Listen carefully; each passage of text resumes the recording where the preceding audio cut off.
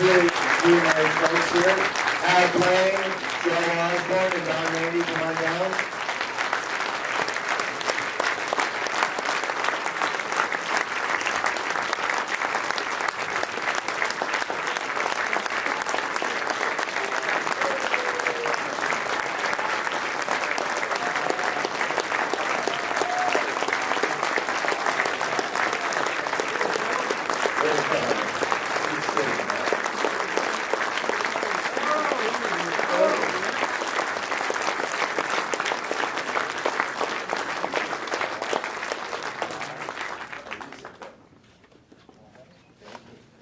No, you sit over here. Except I gotta keep you. So, thank you Everybody guys. that's here, raise your hand. Okay, great. I gotta thank you guys. I know I didn't get to thank you earlier, but this is like sending our kid off to college after 19 years. And I can't thank all of you. There's so many of you here. I can't thank everybody. But so many of you have supported us over the years. Those emails you sent in, to us when those really dark days, when you thought, we're never gonna get this made. The labels, the publishers, you guys made this happen, the musicians, everybody here made this happen. And I thank all of you for this today. So, and thank these guys here, so please.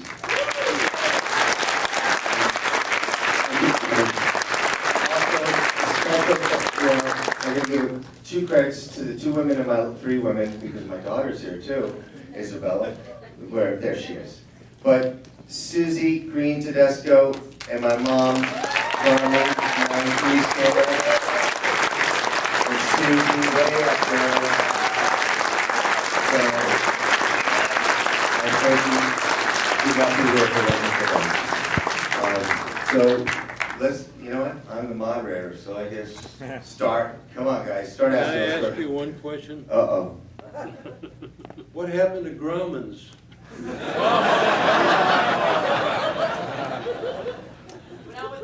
This crowd is much better than the other crowd, you know what I'm saying? Much better. Okay, go ahead, what's the first question? That's it? That's all? Just raise your hand if you have a question. There you go. Is that number 1 or number 2? Are you on the phone? No, sorry. I thought he was making a phone call. What was that?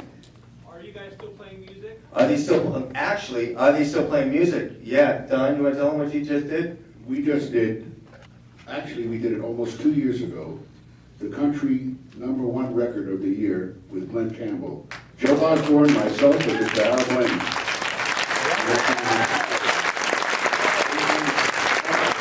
There's another documentary, if you haven't seen, you have to see that. It's one of the most beautiful documentaries ever made about Glenn and his sickness. So, yes. And we all wound up on the cutting room floor.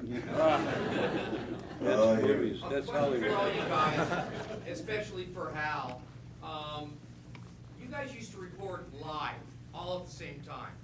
Why is that a lost art? Well, I don't know that it's a lost art, it's just that a lot of it is economics. It costs a fortune to go into a really beautiful Hollywood studio and make a record, because you have to rehearse and rehearse and rehearse and rehearse. We, as the little wrecking crew that we were, we could go in, hear a song once, and within 20 minutes we had a master record, finished, complete. All the producer had to do was go, mix it and put it on the air. Incidentally, in the film, you notice Hal's playing drums. And then it starts, and then everybody comes in, and Elvis is singing, a little less conversation. What you heard is exactly what we talk about. There was no song. Billy Strange and Mac Davis were the composers for that film. It's one of Elvis's 9 million song movies. And we were doing the date, and they said, guys, can you take a break? We got to write another song. The producer wants another song in this thing. So they went out for 10, 15 minutes. We all came back, and we started talking about it. Al started playing that thing. Somebody played something else. There was no, they had an idea for what the lyric was. The arrangement was done right there on the bandstand. And that's a perfect example of what we used to do over and over again. Wow. Pretty interesting. And incidentally, we've got 9 different residuals from that one thing over the years. because it's been reused that many times. Wait a minute, I got 12. I'm serious. Yes. I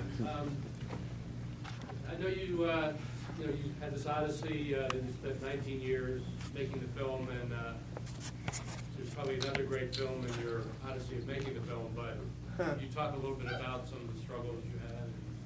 Yeah. It's an amazing accomplishment. Thank you, Richard. Yeah, you know, it was when we did 1996, when Dad was diagnosed with terminal cancer, I knew I had to jump into this very quickly, and we went for it. And 1997, Dad passed. 1998, we had this nice 14 minutes VHS tape that we used to shop around. I don't think we really ever shopped it. I think people just said, this is great, and they'd say, but you're never gonna get this made because you have this music that is gonna be so expensive. First, actually, they blamed the labels and the publishers. They said, you're never gonna get them to agree upon being in the same film together, whether or not you can even afford the music. But we had to go on the ideas like, well, I can't say, you know, I'm gotta keep going. So it went on through the years, 2003, 4, 5, 6, and that's when Susie thought we just made the most expensive home movie ever. And, you know, we always say the labor of love. The labor of love means that's you were on your own, but it's not true because we had Wells Fargo, we had Visa, we had Countrywide. They were very nice people. And then they cut us off. And we got to 2008, we did the film festivals. And at that point, we knew what, you know, we were like, oh my God, we're gonna be discovered. We got all these great reviews, and it was audiences like this around the world. But it was, oh, that's okay. And what happened is at that point, you know, it was 2008, and what we realized is the distributors didn't want to touch us. We were like a hot potato because they didn't want to touch the music. It was the music and all the costs were going to be up here, and return on investment is going to probably be about here. So there's no one, no one wanted to touch us. And it wasn't until 2010 we started basically figuring out how we're going to do this. And we started doing donations. First through the International Documentary Association, they became our fiscal sponsor. And it was actually this one guy who was in radio, Greg, started his job, sorry, started there. But he said, I'll give you $1,000 now if I can dedicate a song. I said, what do you mean? He says, Up in a Way changed my life. It got me into radio because I could hear the difference in transistors. And he gave me $1,000.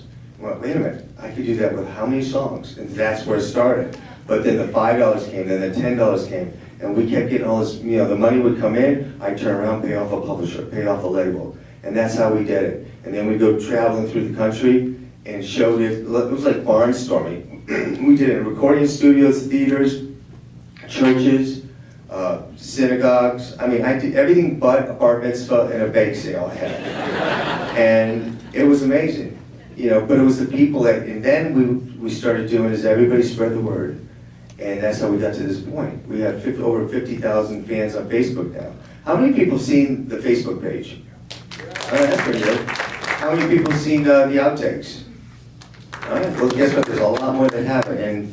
And I'm proud to say Magnolia's going to put a double DVD in it now. So thank you, Magnolia. But, you know, Richard understands music licensing. He's the man that started it all, you know, Rhino Records. So, you know, you knew it and I knew it. There is an appetite for this music, so you guys proved it. Any question? Yep.